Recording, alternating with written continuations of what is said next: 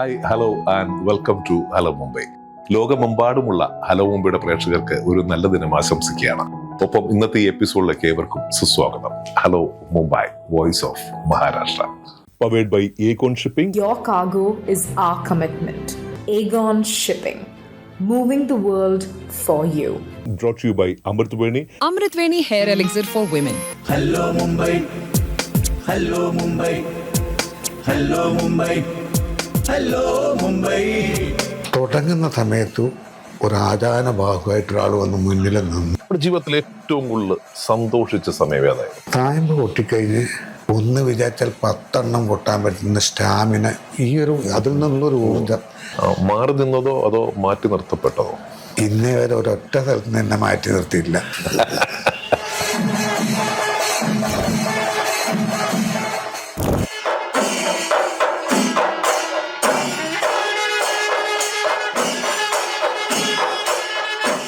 അനിൽ പൊതുവാളിനെ ഇവിടെ പഠിപ്പിച്ചു, അദ്ദേഹത്തിൻ്റെ ശിഷ്യയുണ്ട്. അപ്പം അങ്ങനെ ഒരുപാട് പേരുണ്ടല്ലോ. ഇതൊക്കെ കാണുമ്പോൾ എന്ത് തോന്നുന്നു താങ്കൾക്ക്?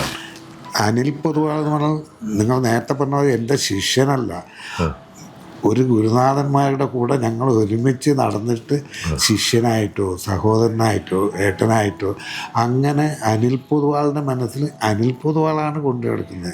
എന്നെ സംബന്ധിച്ച് അനിലിന് ഞാനൊരു കൂട്ടുകാരനായിട്ടോ ഗുരുനാഥനായിട്ടോ സഹോദരനായിട്ടോ അങ്ങനെയാണ് ഞങ്ങളുടെ ജീവിതം. ഞാൻ മട്ടന്നൂരാണ് ജനിച്ച് വളർന്ന് കുറച്ചു കാലം വളർന്നെങ്കിലും ഏറ്റവും അധികം ജോലി ചെയ്തതും താമസിച്ചതും പഠിച്ചതും കൊണ്ടു നടന്നതും എല്ലാം ചെർപ്പുളശ്ശേരിയാണ്.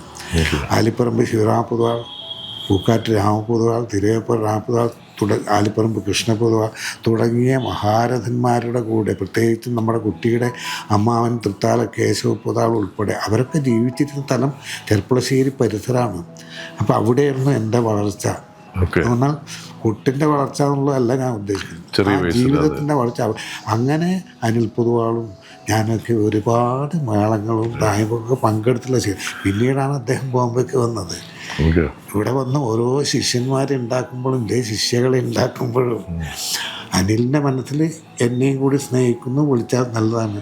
അത് സന്തോഷകരമായിട്ട് ഞാൻ വരുന്നു, പങ്കെടുക്കുന്നു. ഒരുപാട് കുട്ടികളെ അദ്ദേഹം ഇന്ന് ബോംബെയിലുള്ള ഏറ്റവും വലിയൊരു ആശാന ആരാന്ന് വെച്ചാൽ അനിൽ പൊതുവാളാണ്. അതിൻ്റെ അഭിമാനം ഞങ്ങളും കൊണ്ട് നടക്കുന്നു. അനിൽ പൊതുവാളിനെ കുറിച്ച് അദ്ദേഹം പറഞ്ഞ് ഞാൻ കേട്ടു. താങ്ക് എന്താണ് പറയാൻ? ഞാൻ ഒരു ജോലി തേടിയിട്ടാണ് ബോംബെയിലേക്ക് വന്നത്. പക്ഷേ ജോലി തേടി വരുമ്പോഴും ഇപ്പോൾ ഈ ശങ്കരേട്ടൻ പറഞ്ഞ ഒരു ഗൃഹാതുരത്വം, അത് കേരളം വിട്ടു എന്നുള്ള ഗൃഹാതുരത്വമല്ല, ഈ പറഞ്ഞ ചെർപ്പളശ്ശേരി അയ്യപ്പൻകാവ് പരിസരം അത് വിട്ടു പോകുന്നതിൻ്റെ ഗൃഹാതുരത്വം. ഇത്രയും കാലം കഴിഞ്ഞിട്ട് ഇന്നും ശങ്കരേട്ടനെ പറയുമ്പോൾ എത്ര ശങ്കരേട്ടൻ്റെ ഉള്ളിലുണ്ടെന്ന് നോക്കി. അപ്പോൾ ആ ചെർപ്പളശ്ശേരി എന്ന് ശങ്കരേട്ടൻ പറഞ്ഞത് വളരെ കൃത്യമാണ്. ഞാനും ശങ്കരേട്ടനൊക്കെ കണ്ടു വളർന്ന് ശിവരാമ പൊതുവാൾ, ആലിപ്പറമ്പ് കൃഷ്ണ പൊതുവാൾ, തൃത്താല കേശവേട്ടൻ, തിരുവപ്ര രാമേട്ടൻ, കേശവേട്ടൻ്റെ മരുമകളാണ് അല്ലേ രമാ ബിബി. ഒരു ഭാഗ്യം കിട്ടിയിട്ടുണ്ട്. തിരുവേഗപ്പുറ രാമപൊതുവാളുടെ പൗത്രിയാണ് തൃത്താല കേശവ പൊതുവാളുടെ മരുമകൾ. എത്ര വർഷമായി ഈ ഫീൽഡിലേക്ക് എത്തിയിട്ട്? അതായത് ചെണ്ട ഫീൽഡിലേക്ക് എത്തിയിട്ട് കഴിഞ്ഞ കൊല്ലാണ്. പക്ഷെ അതിന് മുമ്പ് ആഗ്രഹം ഉണ്ടായിരുന്നു. അതെ, പെട്ടെന്നല്ല, ഒരു 3 കൊല്ലം മുമ്പ് ആഗ്രഹം ഉണ്ടായിരുന്നു. അന്ന് ഞാൻ അനിലേട്ടൻ്റെ അടുത്ത് പോയിട്ടായിരുന്നു അഭ്യസിച്ചിട്ടുണ്ടായിരുന്നു. പക്ഷെ അവിടെ ഈ ദൂരം പവായിന്ന് ഞാൻ വണ്ടി ഓടിച്ച് ഡോംബിവലി വരെ പോയിരുന്നു.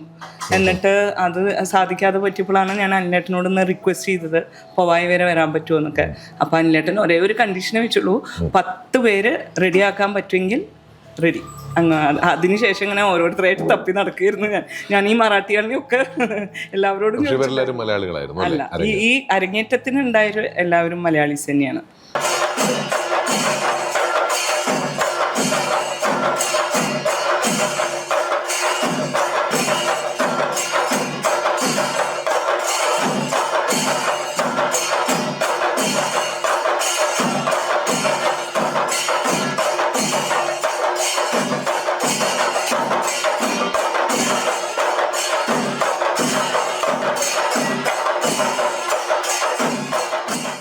സ്ത്രീകൾ പൊതുവെ ഇതിലേക്ക് വളരെ കുറവാണല്ലോ. വളരെ കുറവാണ്. അപ്പം ഞാൻ ആദ്യം വിചാരിച്ചത് കൊട്ടണ്ട ഇപ്പോൾ, കാരണം എനിക്ക് കുറച്ച് ഹെൽത്ത് ഇഷ്യൂസ് ഉണ്ടായിരുന്നു. പക്ഷേ എനിക്ക് അതിൻ്റെ കൂടെ തന്നെ എനിക്ക് ലേഡീസിനെ ഒന്ന് പ്രൊമോട്ട് ചെയ്യണം എന്ന് പറഞ്ഞിട്ട് ഞാൻ ജസ്റ്റ് അനിലേട്ടനോട് പറഞ്ഞു ഞാനൊന്ന് ഇരിക്കാം, വെറുതെ വീഡിയോ എങ്കിലും എടുത്ത് കാണിച്ച് ലേഡീസിനെ വരുത്താമെന്ന് വിചാരിച്ചിട്ട്. പക്ഷേ ഇരുന്ന് കഴിഞ്ഞപ്പോഴാണ് മനസ്സിലായത് ഇരുന്ന് എണീക്കാൻ പറ്റില്ല എനിക്കെന്ന്.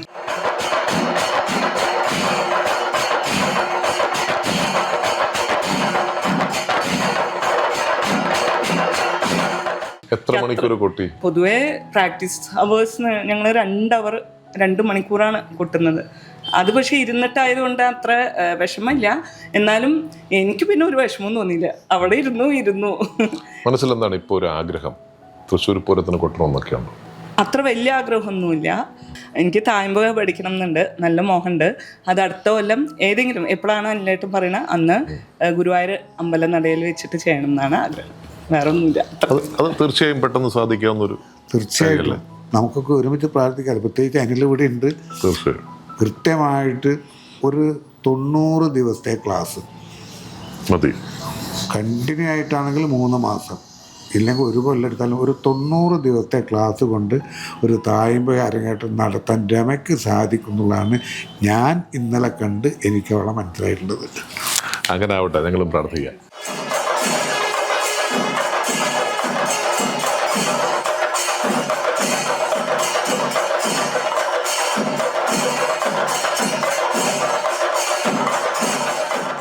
അത് തന്നെയാണ് ഉദ്ദേശിക്കണത്. എത്ര ആൾക്കാർക്ക് താല്പര്യമുണ്ട്. അപ്പം ഞാൻ ഇവരോട് ആദ്യമേ പറഞ്ഞിട്ടുണ്ട്, കൊട്ട് മേളം കൊണ്ട് കൊട്ട് പണിഞ്ഞു എന്നുള്ളതാവില്ല. തായമ്പക അരങ്ങേറി കഴിയുമ്പോഴേ കൊട്ട് എന്താന്ന് മനസ്സിലാവാറാവുള്ളൂ. ഞാൻ ചോദിച്ചോട്ടെ, പൊതുവേ നമ്മൾ ഈ ബോംബെ പോലൊരു മഹാനഗരത്തിൽ ഇതൊരു അസുരതാളമെന്നാണല്ലോ പറയണേ. അപ്പോൾ ഇതിന് ഒരുപാട് ശബ്ദം ഉണ്ടാവും. അപ്പോൾ നമ്മളെല്ലാം അടുത്തടുത്ത് ഫ്ലാറ്റുകളല്ലേ താമസിക്കുന്നത്. അപ്പോൾ കൊട്ടുമ്പോൾ മറ്റുള്ളവർക്ക് ഒരു ശല്യമാവില്ലേ? അതൊരു പ്രശ്നമാവില്ലേ? അതാണ് നമുക്ക് ഇവിടെ കൂടുതൽ ഡെവലപ്പ് ചെയ്യാനുള്ള ഏറ്റവും വലിയ ബുദ്ധിമുട്ട് അതാണ്. പക്ഷേ രമയുടെ സ്റ്റുഡിയോ ഒരു ഹാഫ് സൗണ്ട് പ്രൂഫാണ്, അത്യാവശ്യം വലുപ്പമുണ്ട്. അപ്പോൾ അതുകൊണ്ടാണ് അവിടെ നമുക്ക് ഇത്രയും വേഗം ഇത് ഇറങ്ങാറാൻ പറ്റി. അല്ലെങ്കിൽ വളരെ ബുദ്ധിമുട്ടാണ് അല്ലേ? അല്ല, ബുദ്ധിമുട്ടുണ്ടായിരുന്നു ആദ്യമൊക്കെ. കാരണം അവർ ഈ 2 to 4 ഒക്കെ കിടക്കുന്ന സമയമാണ്. അതും പ്രത്യേകിച്ച് നമ്മുടെ ഇൻസ്റ്റിറ്റ്യൂഷൻ്റെ ബാക്കിലായിട്ട് കുറച്ച് വയസ്സായവരാണ് താമസിക്കുന്നത്. അപ്പോൾ അവരിത്തിരി കംപ്ലൈൻറ്റ് പറഞ്ഞു. അപ്പോൾ ഞാൻ അനിലേട്ടനോട് റിക്വസ്റ്റ് ചെയ്തു, ഇങ്ങനെ 12 to 2 വെക്കാം, അല്ലെങ്കിൽ പിന്നെ 4 to 6 അങ്ങനെ 2 hour ആ പ്രത്യേക സമയത്ത് വെക്കാതെ മറ്റുള്ള സമയങ്ങളിൽ വെക്കാമെന്ന്. പക്ഷെ ആർക്കും കംപ്ലൈൻറ്റ് ഇല്ല. നമ്മളൊരു കല നടത്തില്ല അവിടെ ഉള്ളവരോടൊക്കെ ഞങ്ങൾ ആദ്യം തന്നെ അപേക്ഷിച്ചു, ഇങ്ങനെ ഒരു നല്ലൊരു സ്ഥാപനം നടത്തുകയാണ്, നിങ്ങളുടെ എന്താണ് ആവശ്യം അത് ഞങ്ങൾ ഒരിക്കലും ആ ഭാഗത്ത് വന്ന് നമ്മൾ ശല്യം ചെയ്യില്ല, ഞങ്ങളുടെ ആ സമയമെടുത്ത് ഞങ്ങൾ ചെയ്തോളാം എന്ന് പറഞ്ഞിട്ട് ഇപ്പോൾ ഒത്തുതീർപ്പ് വന്നു. ആരെ പഠിപ്പിക്കാനാണ് ബുദ്ധിമുട്ട്? മെയിനായിട്ട് ബുദ്ധിമുട്ട് താളബോധം ഇല്ലാത്തവരെ ആ താളത്തിലേക്ക് കയറ്റി കൊണ്ടുവരാൻ വലിയ ബുദ്ധിമുട്ടാണ്. അതല്ലാതെ സ്ത്രീ പുരുഷൻ ശങ്കരേട്ടൻ പറഞ്ഞ മാതിരി ഏജ് ഒന്നൊരു ഫാക്ടർ അല്ല അതിൽ. എൻ്റെ അടുത്ത് തന്നെ 60-ലും 65-ലും മീത വയസ്സായ 2-3 ആൾക്കാരുടെ അരങ്ങേറ്റം ഞാൻ തന്നെ ചെയ്തു കൊടുത്തിട്ടുണ്ട്. കുറച്ചൊരു ബുദ്ധിമുട്ടുണ്ട് ഏജിൻ്റെ എന്ന് വെച്ചാൽ പറയത്തക്ക ഇതില്ല. പക്ഷെ അവർ അത്രയും ഡെഡിക്കേറ്റഡ് ആവും. അവരതിൽ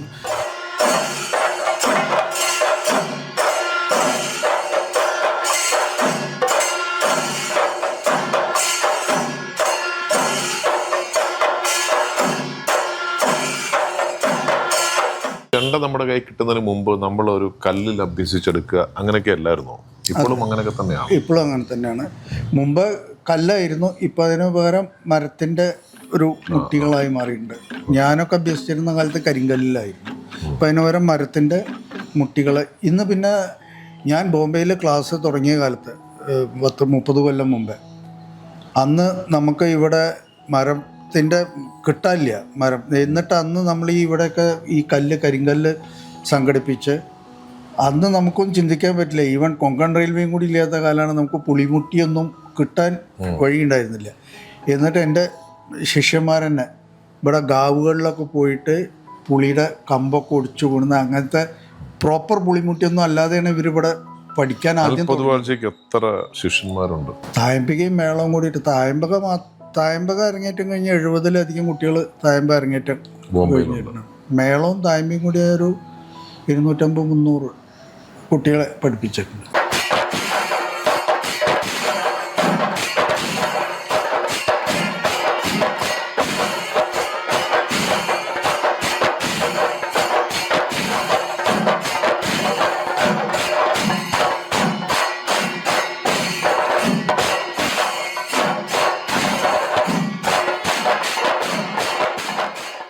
ഇവരെല്ലാം നമ്മുടെ എന്താ ഇവിടുത്തെ ക്ഷേത്രങ്ങളും മറ്റുള്ള സ്ഥലങ്ങളിലേക്കൊക്കെ വിളിക്കാറൊക്കെയുണ്ടോ, പോകാറോ? ഓ, ഞങ്ങൾക്ക് എൻ്റെ കുട്ടികളും ഞാനും തന്നെയാണ് ബോംബെയിൽ ഒരുവിധം ഞങ്ങളുടെ പ്രോഗ്രാംസ് എല്ലാം ചെയ്യും. അന്യഭാഷക്കാർ വരുന്നുണ്ടോ പഠിക്കാൻ വേണ്ടിയിട്ട്? പഠിക്കാൻ താല്പര്യം കാണിച്ച് പലരും പറയുന്നുണ്ട്. പക്ഷേ അവർ എന്താ ഒരു മടി എന്താണെന്ന് വെച്ചാൽ വന്നിട്ടില്ല. പക്ഷേ മഹാരാഷ്ട്രീയൻസിൻ്റെയും കന്നഡക്കാരുടെയൊക്കെ ധാരാളം പ്രോഗ്രാംസ് നമുക്ക് വന്നുകൊണ്ടേയിരിക്കുന്നുണ്ട്. അവർക്ക് വളരെ കാര്യമാണ്. ഇപ്പോൾ ഈവൻ തമിഴ്നാടുകാരുടെ ഒക്കെ പല അമ്പലങ്ങളിലും കൊല്ലത്തിൽ സ്ഥിരമായിട്ട് പോണ അമ്പലങ്ങളുണ്ട്. അവർക്കൊക്കെ വളരെ അവർ ചില സമയത്ത് അവരുടെ പറയലെന്ത് കാണുമ്പോൾ നമുക്ക് തോന്നും അവരൊരു സ്പിരിച്വൽ വാല്യൂ നമ്മുടെ ഇതിന് ഈ ട്രഡീഷന് തരുന്നുണ്ട്. നമ്മളുടെ ഇപ്പോൾ ഇവിടെ പനവേലിനടുത്തൊരു അമ്പലത്തിൽ കുറേ വർഷമായിട്ടുള്ള അമ്പലമാണ്. അത് തമിഴ്നാട്ടുകാരുടെയാണ്. ഇപ്പോൾ 2 കൊല്ലമായിട്ട് അവർ വിളിക്കുന്നുണ്ട്. അവർ നമ്മൾ ചെല്ലുമ്പോൾ അവർ സ്വയം പറയണ്ട ഇതിൻ്റെ ഒരു vibe, that something different, that is something more devotional.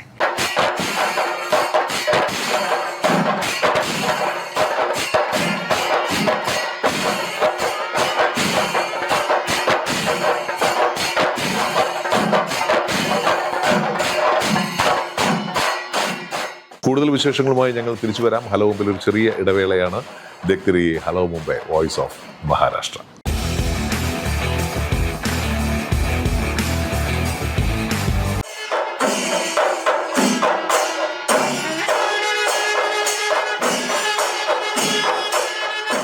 ഈ ശിങ്കാരിമേളം വന്നതിന് ശേഷം ഈ ചെണ്ടയ്ക്കുള്ളൊരു പ്രാധാന്യം കുറഞ്ഞെന്ന് തോന്നുന്നുണ്ടോ?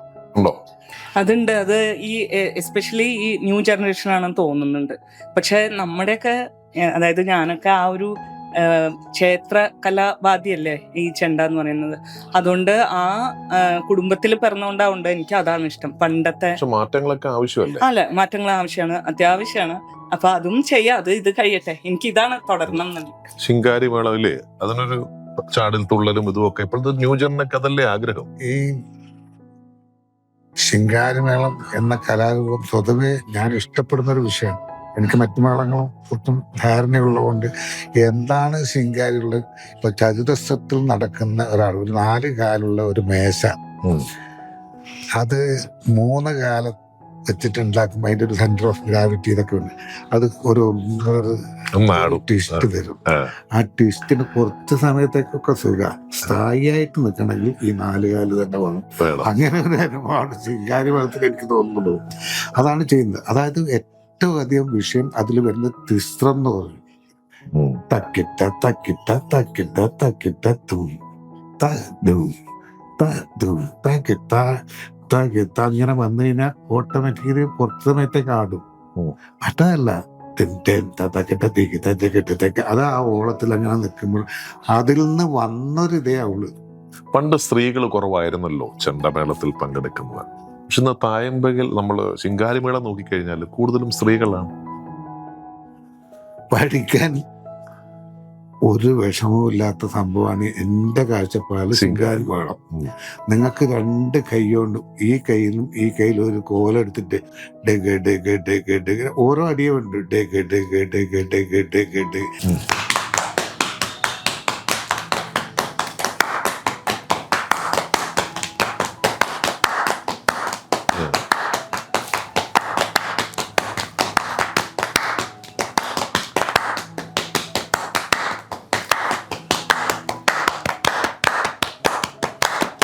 താളത്തിലാണ് വ്യത്യാസം. അവരൊരേ സാധനം ചെയ്യുന്നുള്ളേ.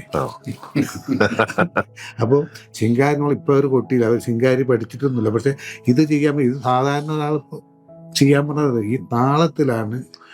അല്ല, അവിടെ കൂടുതൽ കൈമണിയൊക്കെ ഉപയോഗിച്ച് മുകളിലോട്ട് ചാടി താഴോട്ട് വന്ന് വലിച്ചെറിഞ്ഞ് അല്ലേ? അത് ചിലപ്പോൾ ഇത് കൈ വിട്ടിട്ടുള്ള കളികളുണ്ടാവും.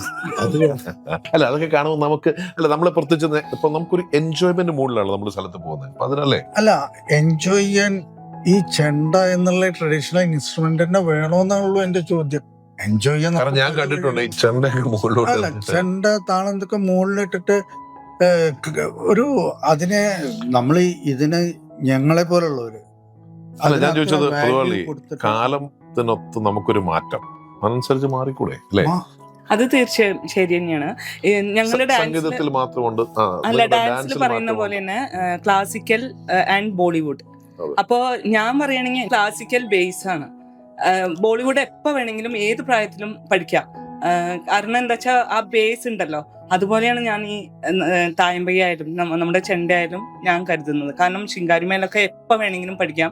കാരണം ബേസ് ഉണ്ടോ നിങ്ങൾക്ക് എന്തും പഠിക്കാം. അതാണ് എൻ്റെ അഭിപ്രായം. ശിങ്കാരിമേളത്തിന്റെ അത് ജസ്റ്റ് എല്ലാവരും തുള്ളിപ്പിക്കാൻ വേണ്ടിയിട്ട് മാത്രം ചെയ്തുകൊണ്ടിരിക്കുന്ന ഒരു സംഭവമാണ്.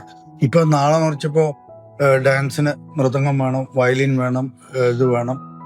ഇവരും നാളെ ഈ ഡാൻസ് കളിക്കേണ്ട കൂടെ മൃദംഗം ഇട്ട് പിടിച്ചിറങ്ങി, വയലിൻ ഇട്ട് പിടിച്ചിറങ്ങി. ഇപ്പൊ അതൊരു ട്രെൻഡാക്കി മാറ്റിയാണ്. പണ്ട് ഘടം ഇങ്ങനെ എറിഞ്ഞ് ക്ലാസിക് പണ്ടും ഉണ്ടായിരുന്നു. അത് സംഗീതം കച്ചേരി നടക്കുന്ന സമയത്ത് അല്ല, അത് പ്രോപ്പറായിട്ട് ശാസ്ത്രീയമായി വായിച്ചുകൊണ്ടിരിക്കുന്നതിന്റെ ഇടയിൽ ഒരു പ്രാവശ്യമോ 2 പ്രാവശ്യമോ ചെയ്യുന്നു. അതിപ്പോ ചെണ്ട നല്ല ക്ലാസിക്കലായിട്ട് ചെണ്ട കൊട്ടുന്നവരും ചില സമയത്ത് കോല് പൊക്കിയിട്ടും കൈ പൊക്കിയിട്ടും ഒരു മൂവ്മെന്റ് ഒക്കെ വരും. അത് ഓട്ടോമാറ്റിക് ടെമ്പോല് വരണം. അല്ലാതെ ഈ മൂവ്മെന്റിന് വേണ്ടി കൊട്ടുകയാണ് ശിങ്കാരി.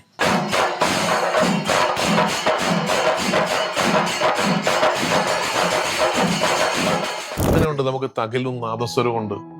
അത് ശരിക്കും ഒരു തമിഴന്മാരുടെ ഒരു അല്ലേ, അവരുടെ ഒരു ഇതിൽപ്പെട്ട ഒരു സംഭവം. അത് നമ്മളായിട്ട് ഓരോ നാട്ടിന് ഇപ്പോൾ ചെണ്ടാന്ന് പറഞ്ഞാൽ കേരളത്തിൽ വരുന്നു, അത് ഓട്ടോമാറ്റിക്കലി വരുന്നൊരു നാദസ്വരം തവിലെന്ന് പറഞ്ഞാൽ തമിഴ്നാട്ടിൽ വരുന്നു, കർണാട്ടിക് എന്ന് പറഞ്ഞാൽ വേറൊരു സ്ഥലത്ത് വരുന്നു. പക്ഷെ നമ്മുടെ ക്ഷേത്രങ്ങളിൽ ഇപ്പം പൊതുവെ ഉത്സവ സമയത്ത് കൂടുതലും അവർ തന്നെയാണ് ഈ നാദസ്വരം വെക്കാറുണ്ടല്ലോ. അങ്ങനെയില്ല, അതുള്ള സ്ഥലങ്ങളും ഉണ്ടെന്നേ ഉള്ളൂ. ഞാനൊരു എന്റെ നാട്ടില് അതെ, എവിടെ നാട് തെക്കോട്ടാവും, ഞാൻ തകഴിയാണ്. നാദസ്വരവും തവിലാണ് കൂടുതൽ. ഇപ്പൊ അത് മാറി ചെണ്ടമാളം കയറി തുടങ്ങി പല സ്ഥലത്തും. എറണാകുളത്ത് തെക്കോട്ട് തിരുവനന്തപുരം വരെ ചെണ്ടമാളം കുറവായിരുന്നു.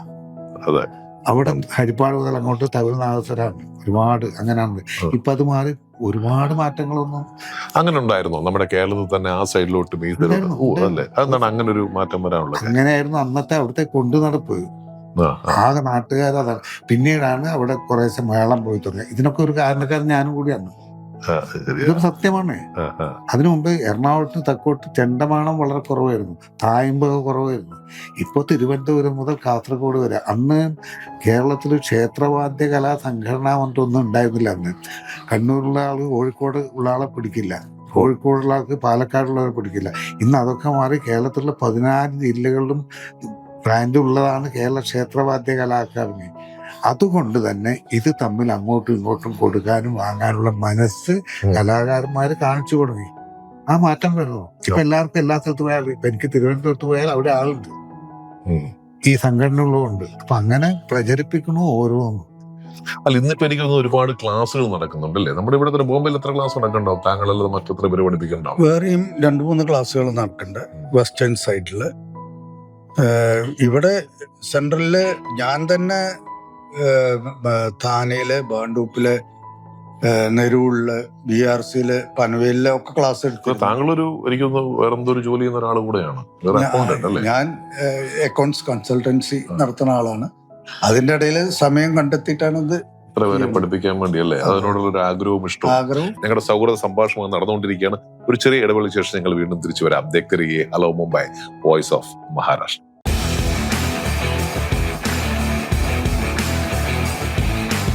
താങ്കൾ എന്താ ആഗ്രഹിക്കുന്നത്? ഇപ്പൊ സ്ത്രീകൾ ഇത് മുമ്പോട്ട് വരികയാണ്. അങ്ങനെ വരുമ്പോൾ ഈ ബോംബെയിൽ എന്ത് മാറ്റം കൊണ്ടുവരാണ് താങ്കൾ ആഗ്രഹിക്കുന്നത്? സ്ത്രീകൾ മുന്നോട്ട് വരണം, അത് തീർച്ചയായിട്ടും. എസ്പെഷ്യലി ഒരു ഏജ് കാറ്റഗറി, അതായത് 30-ന് മീതെ തീർച്ചയായിട്ടും വേണമെന്ന് പ്രൂവ് ചെയ്ത ആളാണ് ഞാൻ. അപ്പോൾ അത് വേറൊന്നും കൂടി ഉണ്ട്. ശാരീരികമായിട്ടും മാനസികമായിട്ടും ഒരു നല്ലൊരു ഉണർവ് തരുന്നുണ്ട് അത് തീർച്ചയായിട്ടും. കാരണം ഞാൻ വയ്യാതെയാണ് ഇരുന്ന ആള്, ഇന്നിപ്പോ എണീറ്റ് ചാടാറായി. ഈ പറഞ്ഞ മാതിരി ശിങ്കാരിമേളം ചെയ്യാൻ പറ്റുന്നായി. അതുകൊണ്ട് ഞാൻ വളരെ അതിനോട് യോജിക്കുന്നു. അപ്പൊ തീർച്ചയായിട്ടും എന്ത് മാറ്റം അടുത്ത പ്രാവശ്യം ഒരു പ്രോഗ്രാം ഇവിടെ ചെയ്യുകയാണെങ്കിൽ ഏതൊക്കെ രീതിയിലുള്ള പ്രോഗ്രാം വേണോ താങ്കളെ? ഇപ്പൊ ഇദ്ദേഹമൊക്കെ സക്കീർ ഹുസൈന്റെ കൂടെ പോവുകയും അങ്ങനെയുള്ള പല റിസർച്ചുകളും ചെയ്ത ഒരാളാണ്.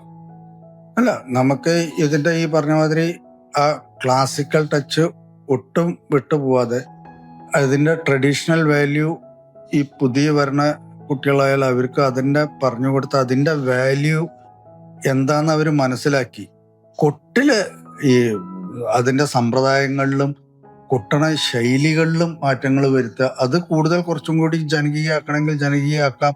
അതൊക്കെ ചെയ്യാമെന്നല്ലാതെ ജനത്തിനെ അട്രാക്ട് ചെയ്യാൻ വേണ്ടി മാത്രം നമ്മൾ എന്തും ചെയ്യാം, എന്തും കൊട്ടാം എന്നുള്ള ഒരു ലെവല് വേണമെന്ന് ഒട്ടുമില്ല. കാരണം ആ ട്രഡീഷൻസ് പോകരുത്. ആ ട്രഡീഷൻ ഉള്ളത് കൊണ്ടാണ് ഇന്ന് ശിങ്കാരി ഉണ്ടായത്, ഇല്ലെങ്കിൽ വേറെ മറ്റു പലതും ഉണ്ടായത്. ആ ട്രഡീഷനോടുള്ള ഒരു അട്രാക്ഷൻ, അതിനുള്ള ഒരു താല്പര്യം കൊണ്ട് തന്നെയാണല്ലോ ഇതിനിപ്പോ ചെണ്ടനെ തെരഞ്ഞെടുത്തത്. അല്ലെങ്കിൽ ശിങ്കാരിക്ക് വേറൊരു ഇൻസ്ട്രുമെന്റ് തെരഞ്ഞെടുത്താലും ശിങ്കാരി അതാവുമായിരുന്നു. പക്ഷെ ഈ ചെണ്ടയും ആ ചെണ്ടയുടെ നാദവും ചെണ്ടയ്ക്കുള്ള റെസ്പെക്റ്റും അതിന്റെ ആ ബേസിന്റെ കടുകട്ടി, അതിന്റെ ഒരു അട്രാക്ഷൻ ആണ് ആ ഒരു ഇൻസ്ട്രുമെന്റിനെ കൊണ്ട് ഈ ഡാൻസ് തുടങ്ങിയത്. ഇവിടെ നല്ല നാട്ടിൽ നിന്നാണല്ലേ ചെണ്ടയൊക്കെ ഇവിടെ കൊണ്ടുവന്നിട്ട്? ഇവിടെ നമുക്ക് ചെണ്ടകള്, ചെണ്ടയായാലും പുളിമുട്ടിയായാലും ഒന്നും നമുക്ക് ബോംബെയില് കിട്ടില്ല. എല്ലാം നമ്മൾ നാട്ടിൽ നിന്ന് തന്നെ വരുത്തണം. പിന്നെ ചെണ്ട നമുക്ക് മെയിൻറ്റെയിൻ ചെയ്യാൻ നാട്ടിൽ നിന്ന് തന്നെ ആൾക്കാരെ വിളിച്ച് വലിക്കാനും ഇതൊക്കെ അത് കുറച്ച് നമുക്ക് ബോംബെയിൽ എക്സ്പെക്ട് ചെയ്യാനും പറ്റില്ല. That we have to. ഇപ്പൊ അറ്റ്ലീസ്റ്റ് നമുക്കത് കൊണ്ടുവരാനും കൊണ്ടുപോകാനുള്ള നമുക്ക് കൊറിയർ ത്രൂ കിട്ടും, എല്ലാം കിട്ടും. ആദ്യകാലത്ത് അതൊന്നും ഉണ്ടായിരുന്നില്ല. ഇന്നിപ്പോ നമ്മളെ ഇഷ്ടപ്രകാരം നമ്മുടെ ശിഷ്യന്മാരിപ്പോ 100ഉം 150ഉം പുളിമുട്ടിയും ഇതൊക്കെയാണ് അവര് കുട്ടികളെ ഏൽപ്പിക്കുക. ഇത്ര വർഷമായിട്ട് നടക്കുമ്പോഴും മനസ്സിൽ ഏറ്റവും കൂടുതൽ വിഷമം തോന്നിയ ഒരു സന്ദർഭം എന്തായിരുന്നു താങ്കളെ സംഭവിച്ചോ? വിഷമം തോന്നി പല സ്ഥലത്തും ക്ലാസ് തുടങ്ങി, പഴയ കാലത്താട്ടെ, ഇപ്പൊ ഇല്ല, നമ്മൾ തുടങ്ങി 5-6 ക്ലാസ് കഴിയുമ്പോഴാണ് പറയുക ഇനി ഇവിടെ ക്ലാസ് പറ്റില്ല, കംപ്ലൈന്റ് ഉണ്ട്, ശബ്ദത്തിന്റെ അപ്പുറപ്പുറമുള്ള ഒരു കംപ്ലൈന്റ് ചെയ്ത് പറഞ്ഞ് അങ്ങനെ 2-3 സ്ഥലത്ത് എനിക്ക് ക്ലാസ്സുകൾ നിർത്തേണ്ടി വന്നു. അതാണ് എനിക്കൊരു ഭയങ്കര വിഷമം ഉണ്ടായിട്ടുള്ളത്. അപ്പൊ നമുക്കൊരു അല്ലെ സ്റ്റുഡിയോയിൽ തന്നെ പോയി ചെയ്യേണ്ടി വരും. സ്റ്റുഡിയോക്കല്ല എല്ലാ മാസവും അതിന്റെ സ്റ്റുഡിയോക്ക് നമ്മൾ നല്ലൊരു റെന്റും കൊടുക്കും. അതെ അതെ, ഇവിടെ അങ്ങനെയാണ്. റെന്റ് എന്നല്ല, ഇപ്പൊ വരുന്നവരോട് ആദ്യമേ പറഞ്ഞു 40-60 റേഷ്യോ ആണ് ഇവിടെ നടത്തുന്നത്. അങ്ങനെ പറഞ്ഞിട്ട് തന്നെയാണ് ഓരോരുത്തർ പഠിക്കാനും വന്നിരിക്കുന്നത്. അതുകൊണ്ട് അവർക്ക് ആർക്കും ഒരു വിരോധവും ഇല്ല. തുടങ്ങി പിന്നെ ഈ ഇന്നലെ ചെയ്ത എല്ലാവരും തീർച്ചയായിട്ടും വരും തന്നെയാ പറഞ്ഞിരിക്കുന്നത് തായമ്പക പഠിക്കാൻ. അപ്പൊ എന്റെ കാര്യത്തില് ഞാൻ വളരെ സന്തോഷവതിയാണ്. എന്നോട് ദുഃഖം ചോദിച്ചാൽ എനിക്ക് പറയാൻ പറ്റില്ല. ഇപ്പൊ സന്തോഷം മാത്രമേ ഉള്ളൂ. ഗുരുവായൂർ കൃഷ്ണന്റെ അതൊക്കെയാണ്. അതെ അതെ. താങ്കളൊരു ഡാൻസറാണ്. അപ്പൊ ഈ ചെണ്ട കൊട്ടുമ്പോഴേ എന്തെങ്കിലും വല്ല ഡാൻസിന്റെ ഇത് കയറി വരാറോ? അത് വീഡിയോ നോക്കിയാൽ കാണാം. ചെണ്ട തൂക്കി ഡാൻസ് കളിക്കുകയാണ് ശരിക്കും ഉണ്ടായത്. അതെന്താന്നറിയില്ല, കലയോടുള്ള അത്രയും താല്പര്യം കൊണ്ടായിരിക്കാം. ഒരു മുദ്രകളൊക്കെ വരും അല്ലേ? അതെ, നമുക്ക് വരും. നമുക്ക് മുദ്ര കാണാമല്ലോ.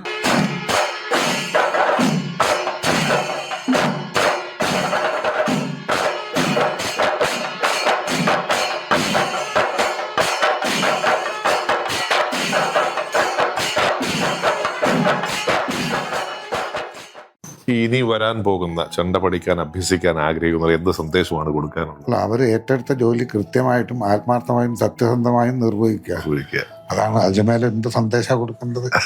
പറ്റാവുന്ന എല്ലാ സമയവും ഇതിനെക്കുറിച്ച് ചിന്തിക്കുക. കാരണം ഇത്തരം രക്ഷിതാക്കളോടും കുട്ടികളോടും എന്നെ സംബന്ധിച്ച് പറയാനുള്ളൊരു വിഷയം, ശാസ്ത്രീയമായിട്ടുള്ള ഇത്തരം കലകൾ നിങ്ങൾ കുട്ടികളെ പഠിപ്പിക്കണം. അത് വാദ്യമായാലും നൃത്തമായാലും സംഗീതമായാലും അത് പഠിപ്പിച്ചു കഴിഞ്ഞാൽ ഗുരുനാഥനും പഠിക്കുന്ന വിദ്യാർത്ഥികളും തമ്മിൽ അറിയാണ്ട് വരുന്നൊരു സംസ്കാരമുണ്ട്. അത് നഷ്ടപ്പെട്ടു പോകാതിരിക്കണം. ഇപ്പൊ നമുക്ക് സംശയം തോന്നുന്ന വിഷയം അതിലേ ഉള്ളൂ. അതൊന്നുമല്ല, വേറൊക്കെയാണ് കേമം ധരിച്ചിട്ട് പോകുന്ന ഒന്നുമല്ല. ഇതിലുള്ളൊരു അറിയാതെ വരുന്ന ഭക്തിപൂർവമായിട്ടുള്ള ഒരു വിശ്വാസവും സ്നേഹവും അത് കൊണ്ടു നടത്താൻ രക്ഷിതാക്കൾ കുട്ടികളെ കൃത്യമായിട്ട് അതും കൂടി പഠിപ്പിക്കണം എന്നാണ് പറയാനുള്ളത്. കൊട്ട് പഠിച്ചുകൊണ്ടോ പാട്ട് പഠിപ്പിച്ചുകൊണ്ടോ മറ്റ് അക്കാഡമിക് പഠനത്തിന്റെ യാതൊരു തടസ്സവും ഉണ്ടാവില്ല. ഉത്തേജനം കൂടെ ഉള്ളൂ. അതെ, തീർച്ചയായും നമ്മുടെ സംസ്കാരവും പൈതൃകവും എല്ലാം നമ്മൾ നമ്മുടെ വരും തലമുറയ്ക്ക് കൈമാറേണ്ടതാണ്. എന്തെങ്കിലും തീർച്ചയായും അതിന് നമ്മൾ അപ്രിഷ്യേറ്റ് ചെയ്യേണ്ടത് അനിൽ പൊതുവാലിനെയും മുമ്പോട്ട് വന്ന രമാ വിവേകിനെല്ലാം. എന്തെങ്കിലും രമാജിയുടെ പ്രാർത്ഥന പോലെ അതെല്ലാം സദ്യമാകട്ടെ എന്ന് ഞങ്ങളും പ്രാർത്ഥിക്കുന്നു. അപ്പോൾ നമുക്ക് മറ്റൊരു വിഷയമായി പിന്നെ കാണാം. നിങ്ങളുടെ അഭിപ്രായങ്ങളും നിർദ്ദേശങ്ങളും ഞങ്ങൾക്ക് എഴുതുവാൻ മറക്കരുത്. helloMumbai@gmail.com. फिर मिलेंगे हम. Hello Mumbai, hello Mumbai, hello Mumbai, hello Mumbai. ഉയരുണരും പാളങ്ങൾ, നിശയില്ലാ ജീവിതയാത്രകൾ. ഹലോ മുംബൈ, സ്നേഹത്തിൻ സൗഹൃദ ഭൂമിയിൽ അതിരില്ലാ കാഴ്ചയുമായി. ഹലോ മുംബൈ, നിങ്ങളുടെ മുന്നിൽ. Hello Mumbai, hello Mumbai.